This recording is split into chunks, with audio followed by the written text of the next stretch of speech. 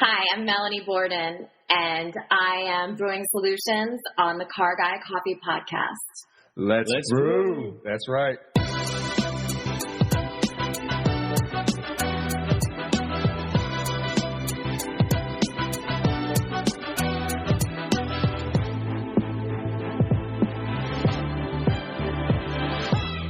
Is this live? No, it's not It's live. not live, but it will be live. If you are watching this, make sure that you share this. So, Another blonde moment. no, it's okay. It's okay. We have them all the time ourselves, and my hair is time. not blonde. I have those moments. But no, we are going to make sure that this is going to be presented in the best light possible. But for the most part, we're also trying to get better and better at being able to host live. You know what I mean? And have people on the show and having a real solid conversation, like as if we're really at a conference. You know what I mean? And You just got to do it. Yeah, if you don't just do it right then and there. Sometimes you don't do some of the best things you have ideas for. Absolutely, and I agree. So let's go with question number 3. My question kind of has to change because you've kind of answered it for us already. So that's good. Okay. That's all right. No, the next question I have for you, and this is easy for me. Who is your biggest influence since you've been in this business? Oh my God, it's so hard. There's so many people. Right? I know. You don't want to miss somebody, and I get it. If you have to name a couple, that's fine. But we're not going to play the music. If you want to rattle there's somebody who helped you turn that path while you're in the business that made you go even this way, just like you're doing for other people. Somebody did that for you. So I'll talk about different phases of my career in the business and the people at the different times that influenced me, because it's been more of a progression of different people than just only one person throughout the last, however many years. So when I first started, when I was at ADP, BZ, which then turned into Cobalt, and then CDK Global. When I was there was a woman that I worked with, and her name, I'm not going to say because I don't know if she wants me to broadcast her name. But I'm very, very close with her. She was at my wedding when I was married. She also came to my baby shower when I had my daughter. She became a very, very, very close friend. I mean, she's like someone that I can call with anything. Not just with the car business, but she had worked in the car business, and she's actually married to a guy that had dealerships. And at one point he was working for NADA, and she really showed me the ropes. When I started working in the car business, I was really young. I was only 23, and I didn't really know what I know today. I mean, I know a lot today based on the last couple of years working for a dealer group, but she really helped me with showing me the ropes and giving me information and guiding me and explaining things, and she was unbelievable. So she's somebody, and she's very inspirational to me today. She actually, right after I had my second daughter, so this is a little over 5 years ago, she actually suffered a stroke. And she's so incredible because not only has she recovered fully from her stroke, but she also helps other people who are coming out of rehab and supporting them as they're transitioning through having a stroke. So she's the first person I'll say, like she was the pivotal person that I could talk to, like a sister, in the car business. So she would be the first person I would say on the first phase of my career, if that makes sense. Sounds like a great person to me. It's good that you had that person in your life. What a person. Wow, powerful. Wow. Yeah, she's incredible, and she's a mom, and she works. She's, she and I have it's funny because she had a very similar life experience. So, and that was even after I'd known her. So it's just another thing that connects us even more. So I'd say she's the first person. And then I would say over the course of, let's say the second half of my career is my current employer right now, Tom Maoli. He is amazing, and I have learned so much from working for him for the last 2.5 years. And just from a business perspective, just seeing all the things that he does and all of his responsibilities and how he manages everything between his personal life and seeing how he manages all of his real estate and his businesses and his startups. And you want to talk about social networking. I mean, that guy is like the epitome of social media. He is always doing everything to constantly improve upon, his businesses and network. And he's just been incredible. He's been a major inspiration for me throughout, my time working for the company. And I'm not just saying that because he's my boss. He's watching.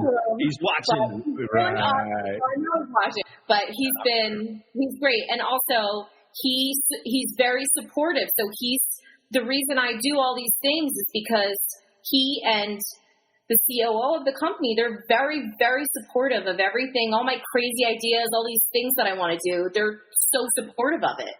And you've got somebody who's behind you 150%, who's saying, this is awesome. Let's do this. If you think that this is working and we're seeing results from it, continue to do it. So it's amazing. So yes. I would say and then I'll do / our COO, who doesn't like to be named on anything. I'll say he's also very inspirational. He created our tech room, which is what we do all of our training in. So whether it's called a tech room because it's where the technician's locker room is at our Lexus dealership. So he has all these inspirational quotes all over the walls. I mean, I posted a lot of them on LinkedIn back when I was in the store more, and he's awesome too. I mean, they're the two of them. I mean, their story is amazing, but I'll leave it for them to tell. But it's they've both been a very big source of inspiration for me. That's awesome to have people like that. Major influence, for sure. I feel like every single thing that I'm doing and the direction I'm going in is based on the influence that I've had working in such a positive environment.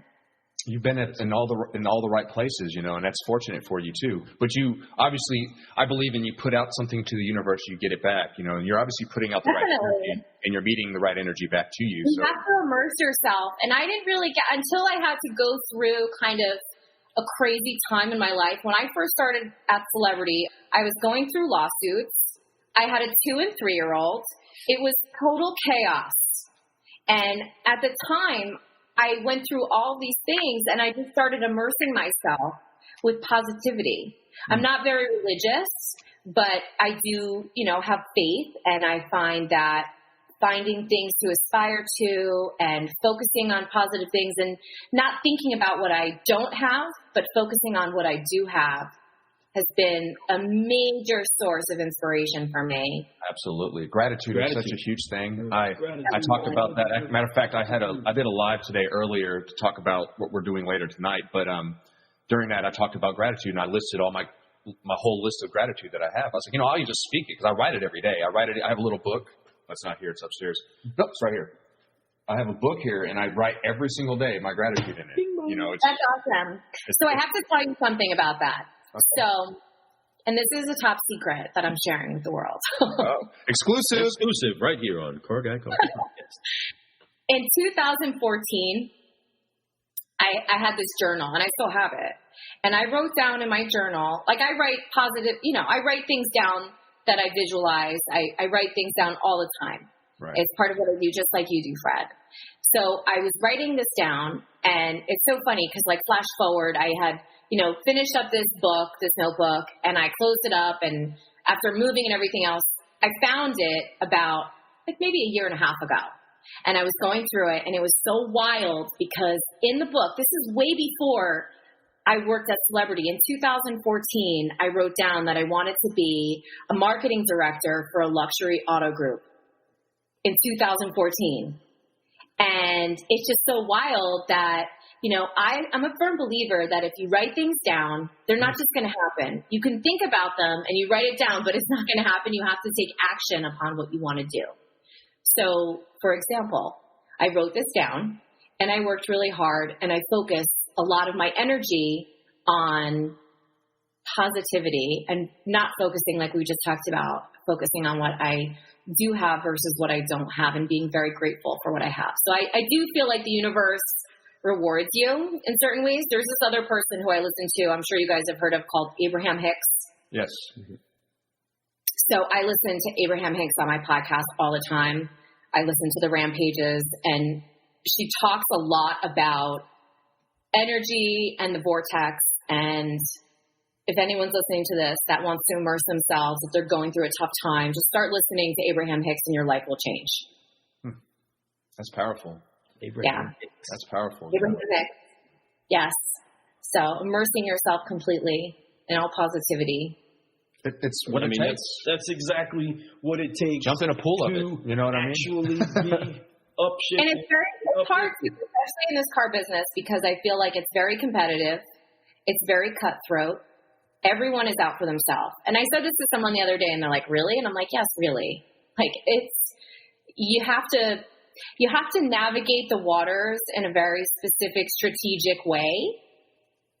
And you have to be able to work with other people and be able to get along with other people, and also have other people in mind, and kind of, it's almost like chess. Do you guys ever play chess?